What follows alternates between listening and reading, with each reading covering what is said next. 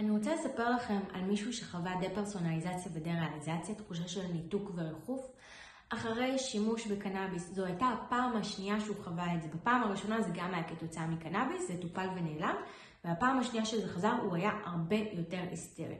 כל כך היסטרי עד לרמה שמישהו שלח לי הודעה פרטי, וממש דאג וחשש לשלומו, וביקש אם אני אוכל לראות שהכל בסדר איתו.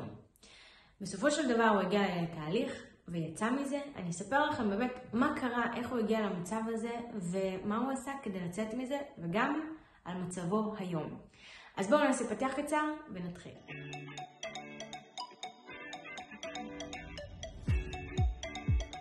שלום וברוכים השבים לערוץ היוטיוב שלי. אני ברדדי ואני עוזרת לאנשים עם חרדה, דיכאון, דה-פרסונליזציה ודה-ריאליזציה.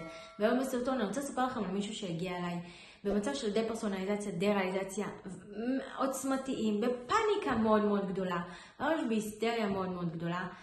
זה חזר לו בפעם השנייה. אני בדרך כלל אומרת שכשזה חוזר בפעם השנייה, בדרך כלל באדם הרבה יותר פאניקה, הרבה יותר בהיסטריה, מכיוון שהוא אומר, אם זה חזר לי פעם אחת, ככל הנראה עכשיו אני אצטרך לחוות את זה לנצח, שכל פעם זה ילך ויחזור, ואני לא רוצה להרגיש את זה יותר לעולם. לכן בדרך כלל אם זה מגיע הפעם השנייה, זה הרבה יותר מפחיד ומלחיץ. אבל אני אספר לכם מההתחלה בכלל איך הגענו למצב הזה שזה חוזר בכלל פעם שנייה. אז קודם כל הפעם הראשונה הוא ישב עם חברים וישן איתם קנאביס והתחיל להרגיש את התחושה הזאת. הסיבה, אגב, כמובן שאנחנו תמיד בודקים אחורה, שואלים לבדוק למה בכלל זה קרה. הסיבה שזה קרה הפעם הראשונה זה היה כמות מאוד מאוד גדולה של החומר THC, בעצם החומר הממסטל בקנאביס, כמות מאוד גדולה שהייתה בחומר, זאת אומרת החומר היה מאוד מרוכז ובזמן מאוד מאוד קצר. החומר היה מאוד מאוד מרוכז ובזמן קצר הוא הכניס הרבה מהחומר הזה, וזה גורם לגוף ולמוח להיכנס לשוק ולהפעיל את המנגנון ההישרדותי, בעצם לפרש מצב של סכנה ולהפעיל בעצם את החרדה שאנחנו נחווה אותה כניתוק. זה מאוד הלחיץ אותו, היה בטוח שהוא משתגע, שהוא נדפק, מה קורה לו, הוא בן אדם שצריך שתהיה לו שליטה, ולכן הוא נכנס לתוך לופ של חרדה ופאניקה וניתוק. שאגב זה מה שקורה להרבה אנשים שנכנסים לזה כתוצאה מקנאביס. הבעיה היא שתוך כדי ההיגיון קבוי, ולכן הבן אדם גם קשה לו מאוד לצאת מהלופ הזה, הוא ממש תקוע בתוך איזשהו לופ, והוא צריך עזרה שעזרו לו בעצם לצאת מהלופ הזה. הוא הלך לטיפול אצל פסיכולוגית, ובאמת הוא עושה תהליך של כמעט שנה, שבו הוא נרגע, היא עזרה לו, הקלה עליו, באמת עשתה איתו תהליך מאוד מאוד טוב, עד שזה נעלם לו. והוא מאוד מאוד שמח והיה חיובי, והנה זהו זה נעלם, והמשיך בחיים שלו כאילו כלום. אממה, הפסיכולוגית, או שהיא לא סיימה את הטיפול, או שהיא לא עשתה איתו את התהליך הזה, אני לא יודעת מה הסיבה, לא טיפלה בחוויה הטראומטית, זה אחד, ושתיים, לא נתנה לו כלים להתמודד עם חרדה. ככל הנראה הפסיכולוגית לא חשבה בכלל שהוא יחזור מתישהו אי פעם לעשן, אבל יום אחד הוא ישב עם חברים והם שכנעו אותו ואמרו לו, יאללה, מה אכפת לך, תנסה, נו, לא יקרה לך כלום. והוא ניסה. הבעיה היא שברור שיהיה איזשהו חשש, אפילו קטן, מודחק, מחשבה כזאת שרצה לה לשנייה אחת ככה, ברור שיש שם איזשהו חשש, ובנוסף, התת מודע שומר את החוויה הטראומטית הראשונית, שאומר, דבר הזה זה מסוכן, ולכן הוא הפעיל את המנגנון ההישרדותי. ואכן זה מה שקרה, הוא רק לקח שאיפה אחת, וזהו, ממש תוך כדי השאיפה הוא כבר התחיל להרגיש את הניתוק חוזר, כי המוח שלו הפעיל את המנגנון ההישרדותי, וישר בום, מרגישים את זה כניתוק. הוא מאוד מאוד נלחץ. וכמובן ברגע שזה חוזר פעם שנייה, זה מערער הרבה דברים שהיו בטיפול הראשון, שגורמו לך לחשוב ולהיות בטוח שזה לא יחזור יותר לעולם, שזהו, הנה, יצאת מזה והכל טוב ויפה, אבל למעשה זה באמת לא טופל עד הסוף, וזו הסיבה שזה חזר.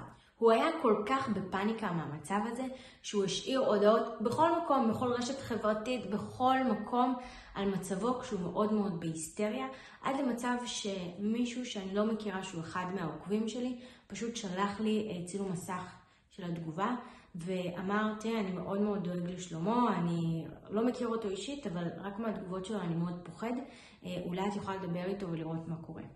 באמת גם באותו יום שאותו עוקב מודאג שלח לי את הצילום מסך של התגובה, אז גם אותו בחור שהיה בפאניקה קבע שיחת ייעוץ. אז אמרתי לו, אל תדאג, אני רואה שהוא בדיוק קבע שיחת ייעוץ לשבוע, אני אראה מה קורה ואני אבדוק, תודה רבה על הדאגה. ובאמת כשהוא הגיע לשיחת ייעוץ ראיתי בחור בפאניקה, בחור צעיר בפאניקה גדולה.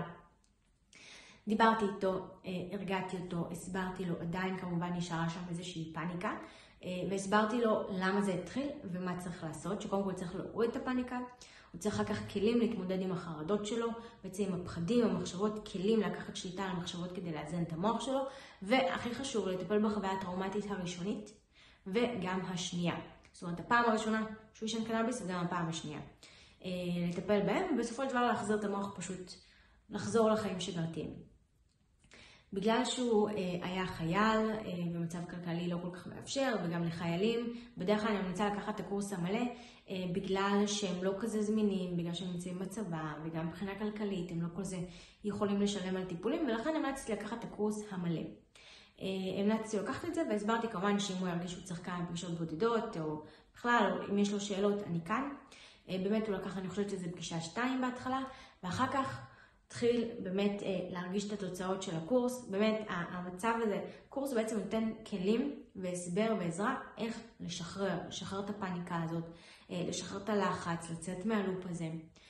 ובאמת הוא הצליח לשחרר ולחזור לעצמו עד לרמה שבסופו של דבר הוא פרסם באחת הרשתות החברתיות, הוא ממש פרסם על זה פוסט, ומישהו ככה שלח לצילום מסך של הפוסט, הוא העלה ככה איזשהו פוסט מאוד מאוד מרגש, ככה אני מתרגשת כאן, כי הוא סיפר והוא אמר, אתם יכולים לצאת מזה, ככה איזשהו פוסט של השראה ותקווה לכולם, אתם יכולים לצאת מזה, תראו באיזה מצב אני הייתי כל כך בפאניקה, והייתי בטוח שזהו, נגמרו לי החיים, והנה, ויצאתי מזה וחזרתי לחיים שלי, וזה ככה איזשהו פוסט לתת תקווה ולעודד אחרים, שזה תמיד מרגיש אותי שיש עוד אנשים שעושים את זה, כי באמת אני כל הזמן משתדלת לעשות כדי לתת תקווה לעוד אנשים, וזה תמיד כיף שיש עוד אנשים שנותנים תקווה, וככה יש עוד קולות שבאים ואומרים, אפשר לצאת מזה, הכל בסדר, תירגעו, תצאו מהפאניקה, הכל טוב, פשוט תירגעו,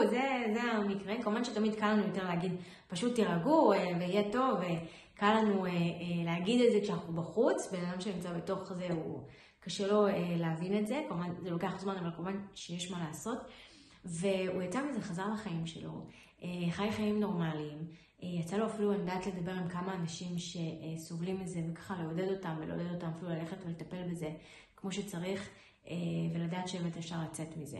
והיום הוא חי חיים רגילים ב100%, בלי שום קשר לניתוק הזה. אם הסרטון הזה עזר לכם, נתן לכם איזושהי תקווה, אז תעשו לייק ותשאירו תגובה כדי שיוכל להגיע לעוד אנשים ולתת גם להם את התקווה הזו. אם עדיין לא לחצתם להירשם כמנוי, לחצו עכשיו להירשם כמנוי, וניפגש בסרטון הבא. ביי!